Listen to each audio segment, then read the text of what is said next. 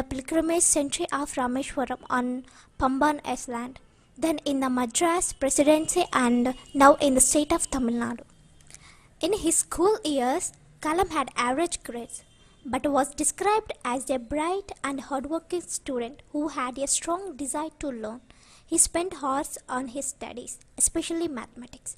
After completing his education at the Swaraj Higher Secondary School, Ramanathapuram, Kalam went on to attend St. Joseph's College, Tiruchirappalli, then affiliated with the University of Madras, from where he graduated in physics in 1954. He moved to Madras in 1955 to study aerospace engineering in Madras Institute of Technology. While Kalam was working on a senior class project, the dean was dissatisfied with his lack of progress and threatened to revoke a scholarship unless the project was finished within the next 3 days. Kalam met the deadline, impressing the dean, who later said to him, "I was putting you under stress and asking you to meet a difficult deadline." He narrowly missed achieving his dream of becoming a fighter pilot, as he placed 19th in qualifieds and only 8 positions were available in the IAF. After graduating from the Madras Institute of Technology in 1960, Kalam joined the Aeronautical Development Establishment of the Defence Research and Development Organization (DRDO) as a scientist.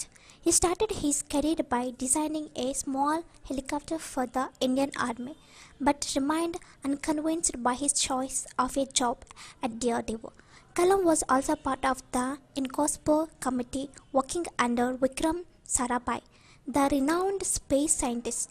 In 1969, Kalam was transferred to the Indian Space Research Organization (ISRO), where he was the project director of India's first satellite launch vehicle SLV-3, which successfully deployed the Rohini satellite in near Earth orbit in July 1980. Kalam had first started work on an expendable rocket project independently at DRDO in 1965. In 1969, Kalam received the government's approval and expanded the program to include more engineers. Kalam served as the chief scientific advisor to the Prime Minister and the Secretary of the Defence Research and Development Organization from July 1992 to December 1999. The Pokhran 2 nuclear tests were conducted during this period, in which he played an intensive political and technological role. Kalam served as the chief project coordinator along with Rajagopala Chidambaram. During the testing phase, media coverage of Kalam during this period made him the country's best known nuclear scientist. Kalam served as the 11th President of India, succeeding K.R. Narayanan. He won the 2002 presidential elections with an electoral vote of 922,884, surpassing the 107,366 votes won by Lakshmi Saigar. His terms lasted from 25th July 2002 to 25th July 2007. During his term as a president, he was affectionately known as the People's Friends, today morning, it was 1 a.m. on 23rd July 2005. My mobile rings and rings. I know that time only one friend will call me. That is Professor N. Balakrishnan. My normal question will be, Balki, how are your research students? What are the new things happening, particularly in computer research?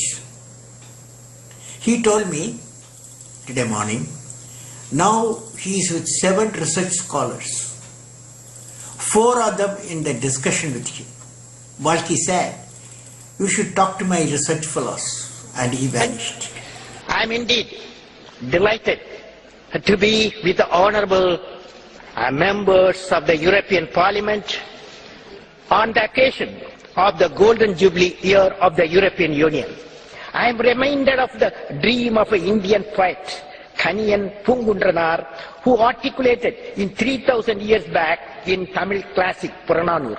He says, "Yadum ure yavarum kelir," which means I am a world citizen.